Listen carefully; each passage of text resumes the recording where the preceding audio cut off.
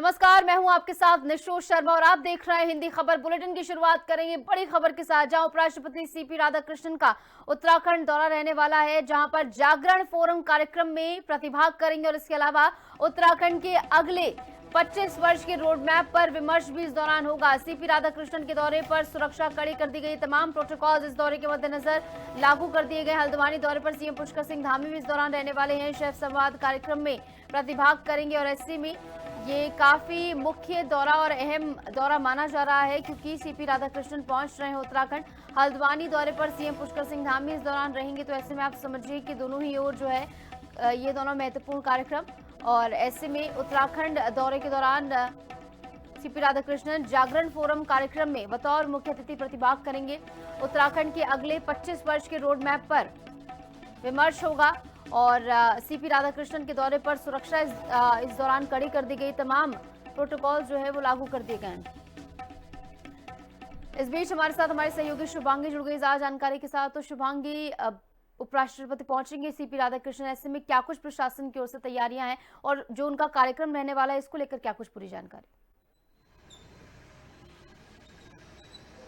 बिल्कुल, देखिए, उपराष्ट्रपति सीपी राधाकृष्णन आज उत्तराखंड दौरे पर आए हैं और आज एयरपोर्ट पर वो पहुंचे तो वहां पर मुख्यमंत्री और राज्यपाल उनका आज स्वागत कर रहे हैं। वहां से बाय रोड वो यहां कार्यक्रम स्थल तक पहुंचेंगे और ऐसे में तमाम सिक्योरिटी के इंतजाम जो है वो पुख्ते किए गए हैं। बीते दिन पुलिस प्रशासन को भी इसको लेकर ब्रीफिंग की गई थी कि किसी भी तरीके का जो है यहाँ पर जो ट्रैफिक डायवर्जन है वो होना चाहिए, किसी भी तरीके की सिक्योरिटी में चूक नहीं होनी चाहिए। ऐसे में आज उपराष्ट्रपति यहाँ पर आ रहे हैं। ये दौरा अपने आप में खास एक निजी संस्थान के कार्यक्रम में वो शिरकत करने जा रहे हैं। ऐसे में मुख्यमंत्री की अगर मैं बात करूं तो मुख्यमंत्री भी उनके साथ आज इसमें शामिल रहेंगे। 1 घंटा का कार्यक्रम, जो शुरुआती जो कार्यक्रम होगा उसमें मुख्यमंत्री उपराष्ट्रपति के साथ इसमें शामिल रहेंगे। उसके बाद मुख्यमंत्री हल्द्वानी के दौरे पर रहेंगे, जहां पर शेफ महोत्सव जो है वहां पर किया जा रहा है, जिसमें मुख्यमंत्री शिरकत करने जा रहे हैं। शेफ संवाद कार्यक्रम है जिसमें देश के अलग अलग हिस्सों से यहाँ पर नामी शेफ्स जो है वो पहुंच रहे हैं, उनके साथ आज मुख्यमंत्री संवाद करेंगे। उत्तराखंडी जो उत्पाद है, यहाँ का जो भोजन है, उसको किस तरीके से और बढ़ावा दिया जा सकता है, उस पर भी आज चर्चा होगी और एक बुक का विमोचन होना भी एक कार्यक्रम वहां पर प्रस्तावित है। ऐसे में ये हल्द्वानी दौरा भी अपने आप में महत्वपूर्ण रहने वाला है। बिल्कुल शुभांगी, और ऐसे में 25 साल के रोड मैप पर भी विमर्श होना इस दौरान, तो क्या कुछ अहम मुद्दे विकास के मद्देनजर यहाँ पर उन पर बातचीत की जाएगी और आने वाले समय के लिए क्या कुछ प्लानिंग की संभावना? बिल्कुल, देखिए, एक निजी संस्थान का कार्यक्रम है जिसमें उपराष्ट्रपति आज शिरकत कर रहे हैं, उसमें मुख्यमंत्री भी शिरकत कर रहे हैं और बीते 25 वर्षों में किस तरीके से राज्य ने विकास किया है और किस तरीके से रोड मैप आगे भी रहना चाहिए, इन तमाम चीज़ों को लेकर आज चर्चा होने वाली है। और खासतौर पर इसी कार्यक्रम के लिए आज उपराष्ट्रपति देहरादून पहुंच रहे हैं और इसमें इसी को लेकर चर्चा और विमर्श होगा।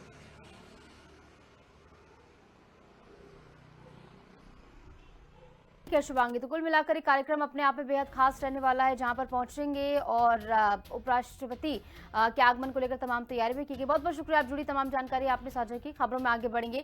सीएम पुष्कर सिंह धामी से डॉक्टर दीपा मलिक ने शिष्टाचार भेंट की और इस दौरान मुख्यमंत्री पुष्कर सिंह धामी ने पैरा स्पोर्ट्स यूनिवर्सिटी के प्रस्ताव पर कार्य योजना बनाने के निर्देश दिए हैं। इस अवसर पर सीएम धामी ने डॉक्टर दीपा मलिक को सम्मानित कर उनके योगदान की सराहना की है और पैरा स्पोर्ट्स के क्षेत्र में उनके द्वारा किए गए उल्लेखनीय कार्यों को देश और समाज के लिए प्रेरणादायी बताया है। सीएम धामी से डॉक्टर दीपा मलिक ने शिष्टाचार भेंट की और ऐसे में सीएम धामी ने डॉक्टर दीपा मलिक को यहां पर सम्मानित भी किया है, जहां पर मुलाकात की तस्वीरें भी आप देखिए किस तरीके से सीएम धामी की ओर से उन्हें सम्मानित किया गया और जो उनका योगदान रहा है, जो उत्कृष्ट योगदान उनकी ओर से दिया गया है इस क्षेत्र में, इसका सम्मान यहाँ पर सीएम की ओर से किया गया है और उनका कार्य जो है वो आज की पीढ़ी के लिए प्रेरणादायी है।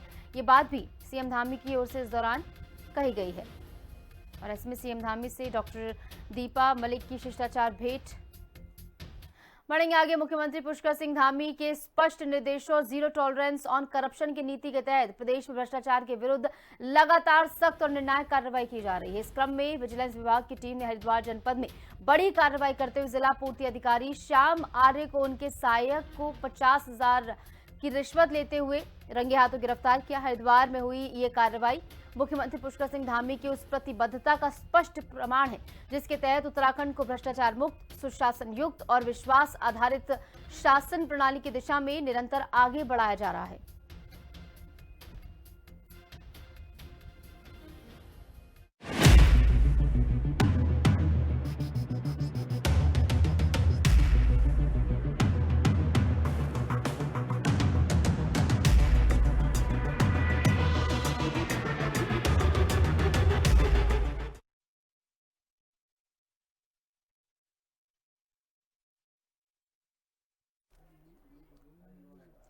तो सीएम धामी ने उपनल कर्मचारियों से बात की, जहां पर समान वेतन और समान कार्य को लेकर धन्यवाद भी व्यक्त किया गया है तमाम कर्मचारियों की ओर से, क्योंकि लंबे समय से इसको लेकर जो है मांग की जा रही थी, समान कार्य समान वेतन को लेकर। और ऐसे में आखिरकार जब ये निर्णय सरकार की ओर से सामने आया तो आभार व्यक्त किया गया। उत्तराखंड के मुख्यमंत्री सीएम पुष्कर सिंह धामी की अध्यक्षता में कैबिनेट की बैठक में 19 अहम प्रस्तावों को मंजूरी दी गई। बैठक का सबसे बड़ा और अहम फैसला उपनल कर्मियों के लिए रहा, जिसमें चरणबद्ध तरीके से समान कार्य के लिए समान वेतन देने का निर्णय लिया गया। पहले चरण में 10 वर्ष की निरंतर सेवा पूरी कर चुके कर्मियों को इसका लाभ मिलेगा। और कैबिनेट बैठक के बाद मुख्यमंत्री के सचिव शैलेश बगोली ने इस अहम फैसले की जानकारी दी है। वहीं इस फैसले को लेकर उपनल कर्मचारियों ने मुख्यमंत्री पुष्कर सिंह धामी से मुलाकात कर उनका आभार भी व्यक्त किया है। देखिए हमारी खास रिपोर्ट। उत्तराखंड कैबिनेट की बैठक में 19 प्रस्ताव स्वीकार। सीएम धामी का उपनल कर्मियों को बड़ा उपहार।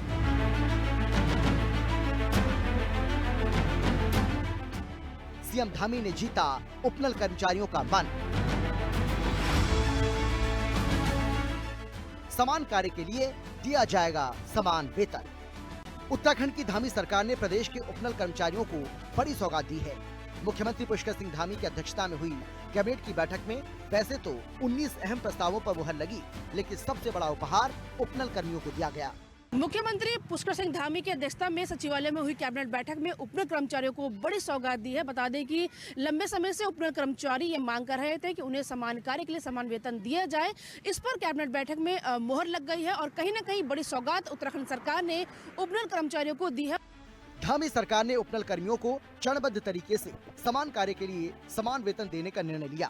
पहले चरण में 10 साल की निरंतर सेवा पूरी कर चुके कर्मियों को इसका लाभ मिलेगा। मुख्यमंत्री के सचिव शैलेश बगोली ने कैबिनेट के इस अहम फैसले की जानकारी दी।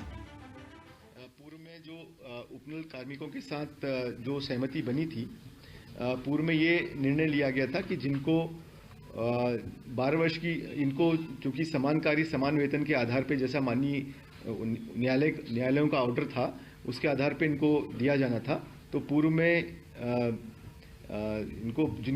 इनको चरणों में देने की बात हुई थी। और जिनको पूर्व में यह तय हुआ था कि जिनको 12 वर्ष पूर्ण हो गए उनको प्रथम चरण में दे दिया जाएगा, परंतु माननीय मंत्रिमंडलीय समिति द्वारा यह निर्णय किया गया कि जिनको 10 वर्ष पूर्ण हो गए हैं, यानी कि जो 2015 से पूर्व के लगे हुए हैं, तो उनको प्रथम चरण में समान कार्य समान वेतन इनको दे दिया जाएगा। सरकार से मिली सौगात को लेकर उपनल कर्मचारियों ने मुख्यमंत्री पुष्कर सिंह धामी से मुलाकात की और उनका आभार जताया। मुख्यमंत्री पुष्कर सिंह धामी ने सोशल मीडिया प्लेटफॉर्म एक्स पर मुलाकात की तस्वीरों को शेयर करते हुए लिखा, सचिवालय में उपनल कर्मचारियों ने भेंट कर समान कार्य समान वेतन के संबंध में आज कैबिनेट द्वारा लिए गए ऐतिहासिक निर्णय के लिए प्रदेश सरकार का आभार व्यक्त किया। प्रदेश सरकार उपनल कर्मियों के अधिकार, सम्मान और भविष्य को सुरक्षित करने के लिए प्रतिबद्ध है। उपनल कर्मियों को सौगात देने के साथ साथ धामी सरकार ने पेराई सत्र 2025-26 को सुचारू रूप से संचालित करने के लिए बड़ी पहल की है। धामी कैबिनेट ने प्रदेश की सहकारी और सार्वजनिक क्षेत्र की चीनी मिलों को बैंकों से ऋण लेने के लिए शासकीय प्रत्याभूति देने को मंजूरी दी है। इसके तहत डोईवाला, किच्छा, नादेही और बाजपुर की चीनी मिलों के लिए कुल 270.28 करोड़ रुपए की सरकारी गारंटी दी जाएगी। इससे गन्ना किसानों को समय पर भुगतान सुनिश्चित हो सकेगा। गन्ना किसानों को बड़ी राहत, गन्ना मूल्य किया तय। धामी मंत्रिमंडल ने पेराई सत्र 2025-26 के लिए गन्ने का राज्य परामर्शित मूल्य तय करने पर भी सहमति दी है। अगेती प्रजाति के गन्ने का मूल्य 405 रुपए प्रति क्विंटल और सामान्य प्रजाति का मूल्य 395 रुपए प्रति क्विंटल निर्धारित किया गया है। इसके अलावा बाह्य क्रय केंद्रों से मिल तक गन्ना लाने पर 11 रुपए प्रति क्विंटल परिवहन कटौती तय की गई है। गन्ना विकास अंशदान की दर पहले की तरह 5.5 रुपए प्रति क्विंटल रखी गई है। निर्वाचन विभाग के निजी सचिव संवर्ग के नए सेवा नियम। कैबिनेट बैठक में उत्तराखंड निर्वाचन विभाग के निजी सचिव संवर्ग की नई सेवा नियमावली को मंजूरी दी गई। इसके तहत प्रमुख निजी सचिव, वरिष्ठ निजी सचिव और निजी सचिव, अपर निजी सचिव पदों के लिए भर्ती और पदोन्नति के नियम तय किए गए हैं। इससे विभागीय ढांचा मजबूत होगा और कार्य प्रणाली में पारदर्शिता आएगी। संस्कृत के प्रचार प्रसार के लिए बड़ा फैसला लिया गया। धामी कैबिनेट ने उत्तराखंड संस्कृत अकादमी का नाम बदला। अब उत्तराखंड संस्कृत संस्थानम किया जाएगा नया नाम। विज्ञान केंद्रों के लिए 12 नए पद सृजित करने का फैसला। यू कॉस्ट के अंतर्गत उप आंचलिक विज्ञान केंद्र अल्मोड़ा और विज्ञान केंद्र चंपावत के लिए कुल 12 नए पद सृजित किए जाएंगे। इससे विज्ञान शिक्षा और शोध गतिविधियों को बढ़ावा मिलेगा, साथ ही युवाओं को रोजगार के अवसर भी मिलेंगे। इसके साथ ही कैबिनेट बैठक में कई अहम प्रस्तावों को मंजूरी दी गई। पावर ट्रांसमिशन कॉर्पोरेशन की वार्षिक रिपोर्ट को मंजूरी, वन विकास निगम के लेखों की समीक्षा को हरी झंडी, बागवानी किसानों को ओलावृष्टि से सुरक्षा के लिए फैसला, एंटी हेल नेट योजना में राज्य सरकार 25% अतिरिक्त सहायता देगी। दूर विश्वविद्यालय में हिंदू अध्ययन केंद्र में 6 नए पद सृजित, न्याय व्यवस्था को मजबूत करने के लिए 16 स्पेशल कोर्ट बनेंगे। देहरादून, हरिद्वार, नैनीताल और ऊधम सिंह नगर में बनेंगे कोर्ट। स्पेशल कोर्ट के संचालन के लिए 144 नए पद सृजित किए जाएंगे। उत्तराखंड दस्तावेजों की सूची प्रारूप नियमावली 2025 को मंजूरी। इन फैसलों के अलावा गौला, कोसी, दाबका और अन्य नदियों से जुड़े खनन कार्यों के लिए संशोधित बिक्री दर अधिसूचना में आवश्यक सुधार को मंजूरी दी गई है। खेल महाकुंभ के तहत विधानसभा, संसदीय और राज्य स्तर पर विधायक, सांसद और मुख्यमंत्री चैंपियनशिप ट्रॉफी के साथ नगद पुरस्कार देने का निर्णय लिया गया। उत्तराखंड में कुल मिलाकर के 22,000 ऐसे उपनयन कर्मचारी हैं जो तमाम विभागों में अपनी सेवाएं दे रहे हैं और कैबिनेट फैसले के बाद 7,000 से अधिक उपनयन कर्मचारियों को समान कार्य समान वेतन का लाभ मिलने वाला है, जिन्हें 10 साल से अधिक का समय जो है वो सेवाएं करते हुए हो गया है। यानी कि 2015 से जो पहले अपनी सेवाएं जो है तमाम विभागों में दे रहे हैं, 7,000 ऐसे कर्मी हैं जिनको इसका लाभ मिलने वाला है। कैमरा पर्सन विजेंद्र तुड़ी के साथ दीपिका भंडारी, हिंदी खबर, देहरादून। खबर देहरादून से है। आपको बता दें, जहां भारतीय पुलिस सेवा के वरिष्ठ अधिकारी संजय गुंज्याल को आईटीबीपी में अतिरिक्त महानिदेशक यानी कि एडीजी के पद पर पदोन्नत किया गया है। ये पदोन्नति उनके लंबे अनुशासित और ईमानदार सर्विस के तोहफे के रूप में देखी जा रही है।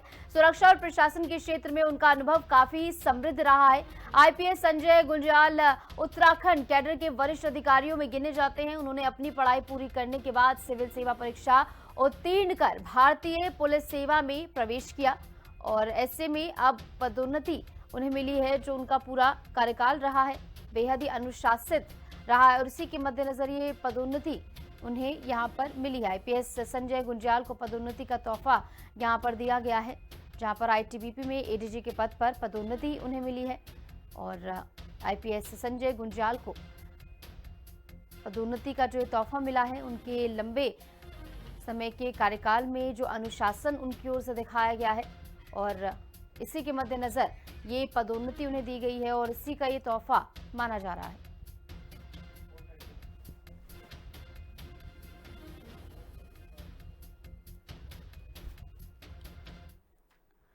हरिद्वार में हर की पौड़ी पर गैर हिंदुओं की नो एंट्री पर विवाद और ज्यादा बढ़ गया है। अब हर की पैड़ी में गैर हिंदुओं का प्रवेश वर्जित वाले बोर्ड जगह जगह लगा दिए गए हैं, जिस पर विवाद भी अब खड़ा होता हुआ नजर आ रहा है। एक तरफ बीजेपी के प्रदेश अध्यक्ष महेंद्र भट्ट का कहना है कि जैसे हिंदू मक्का मदीना नहीं जाता, वैसे ही कोई अन्य धर्म के लोग गंगा जल से स्नान नहीं करते। अगर कोई मुस्लिम गंगा स्नान कर पवित्र होकर सनातन में आना चाहता है तो कोई विरोध नहीं करना चाहिए। वहीं दूसरी ओर कांग्रेस के विधायक वीरेंद्र जाति ने इस पर प्रतिक्रिया दी। उन्होंने कहा कि काशीपुर में किसान ने आत्महत्या की, अंकिता भंडारी हत्याकांड की गुत्थी अभी तक नहीं सुलझ पाई है। पूरे प्रदेश में आंदोलन है और इन मुद्दों से ध्यान भंग करने के लिए बीजेपी ऐसे मुद्दे खड़े कर रही है। बीजेपी बांटने की राजनीति करती है, यह आरोप लगाया गया।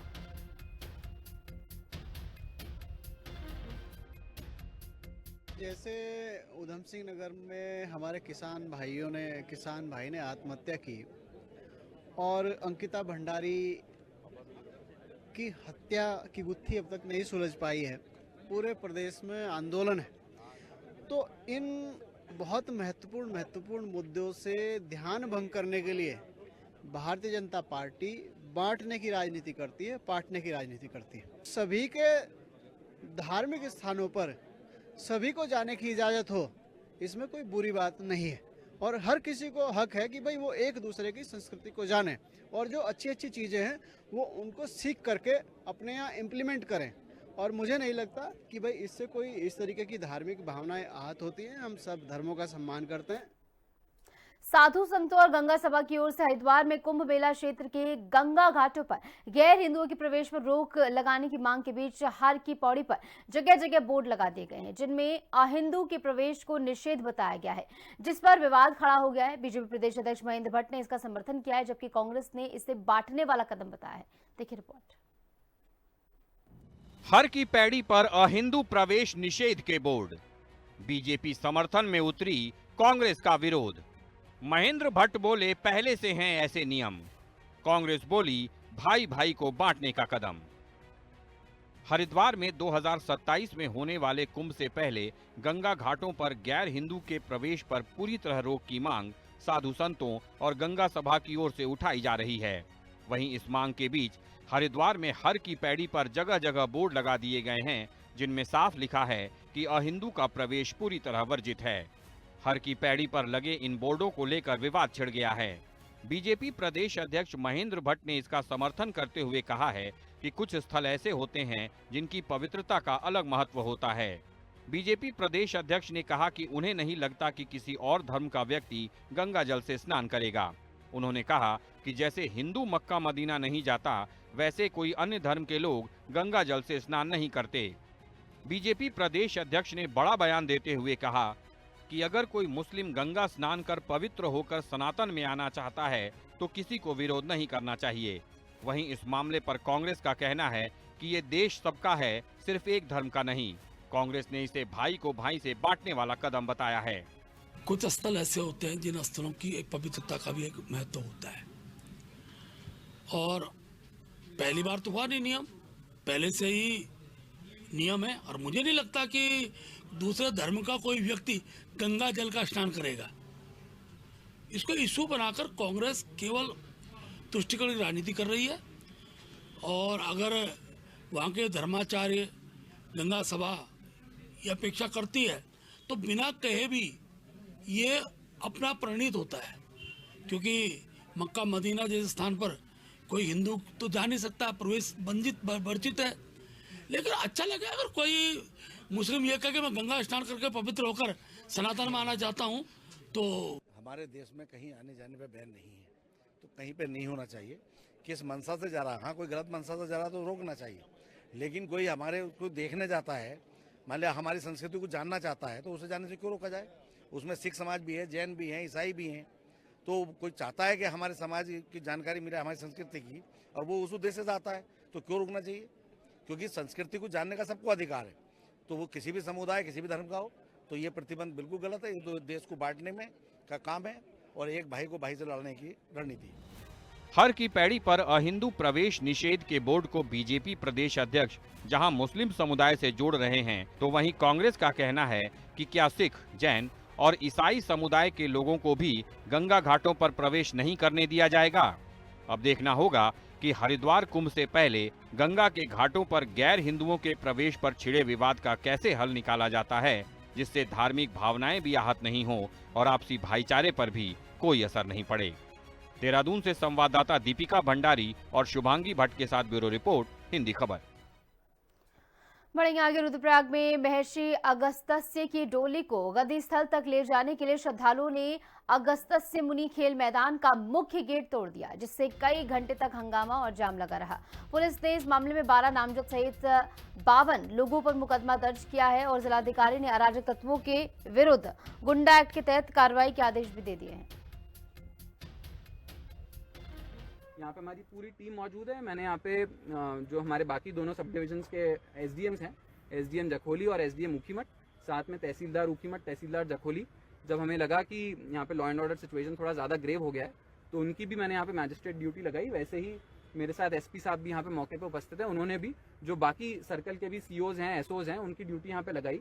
तो हमारी पूरी टीम यहाँ पे अच्छे से बाकी जो स्थानीय लोग हैं उन सबसे बयान लेंगे और यहाँ पे पूरे दिन भर आज और कल जो घटनाओं का क्रम रहा उसका अच्छे से संज्ञान लेंगे। हमारे पास पूरी घटना का अच्छे से वीडियो फुटेज भी अवेलेबल है, कैमरा फुटेज भी अवेलेबल है। बहुत ही कड़ी कार्रवाई इन लोगों पे होने जा रही है। इन्होंने, जैसा मैंने आपको बताया, बहुत रेपिटेटिव ऑफेंसेस इन्होंने किए हैं।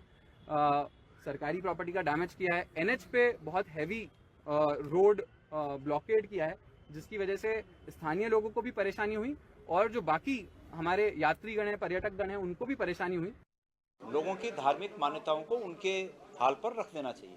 लोग अपने धार्मिक मान्यताओं के अनुसार इन सब चीज़ों को, जो भी रिचुअल्स हैं, जो भी हमारी परंपराएं हैं, रीति रिवाज हैं, उनको निभाने देना चाहिए।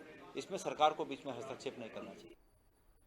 कैबिनेट मंत्री गणेश जोशी ने सुबह खोली में प्रदेश सरकार के महत्वाकांक्षी कार्यक्रम जन जन की सरकार जन जन के द्वार के अंतर्गत आयोजित बहुउद्देशीय शिविर में हिस्सा लिया। शिविर में 32 शिकायतें मिली हैं, जिनमें से ज्यादातर का समाधान मौके पर ही कर दिया गया। और इस अवसर पर कैबिनेट मंत्री ने विभिन्न विभागों द्वारा लगाए गए स्टॉलों का निरीक्षण भी किया। महिला सशक्तिकरण एवं बाल विकास विभाग द्वारा महिलाओं को मुख्यमंत्री महालक्ष्मी किट, लाभार्थियों को बेबी किट तथा किसानों की कृषि यंत्र वितरित किए गए। और ऐसे में साथ ही में विभिन्न विभागों द्वारा ग्रामीणों को जन कल्याणकारी योजनाओं की विस्तृत जानकारी भी दी गई। 2,60,000 से अधिक लोगों ने इसका लाभ लिया है और सीधा जनता को मौके पर जिनकी समस्याओं का समाधान हो रहा है। उसमें 42 लोगों की समस्याओं का समाधान हमने किया था, 33 लोगों की समस्याओं का समाधान हमने यहाँ पर किया है और मौके पर ही निर्धारण हुआ है। पुष्कर सिंह धामी जी के नेतृत्व में जो जन जन की सरकार जन जन के द्वार है, इसका एक बहुत बड़ा संदेश यही नहीं पूरे देश में है और अन्य प्रदेश के लोग भी इस योजना को फॉलो कर रहे हैं। मुख्य सचिव आनंद बर्धन की अध्यक्षता में सचिवालय में उत्तराखंड मेट्रो रेल शहरी बुनियादी ढांचा और भवन निर्माण निगम लिमिटेड के निदेशक मंडल की 35वीं बैठक देहरादून में हुई। बैठक के दौरान UKMRC द्वारा निदेशक मंडल के समक्ष विभिन्न प्रस्ताव रखे गए और बोर्ड द्वारा निर्णय लिए गए। बैठक के दौरान UKMRC द्वारा प्रस्तुत EBRTS ई बस संचालित किए जाने हेतु डेडिकेटेड एलिवेटेड कॉरिडोर निर्माण प्रस्ताव को इस शर्त के साथ सैद्धांतिक सहमति दी गई कि हार की पैड़ी से चंडी देवी रोपवे के लिए निविदा प्रक्रिया शुरू किए जाने और प्राइवेट भूमि के चलते यहां पर जो है आगे ये काम बढ़ाया जाएगा। और इसी के साथ हमारे इस खास बुलेटिन में इतना ही। आप बने रहिए हिंदी खबर के साथ। नमस्कार।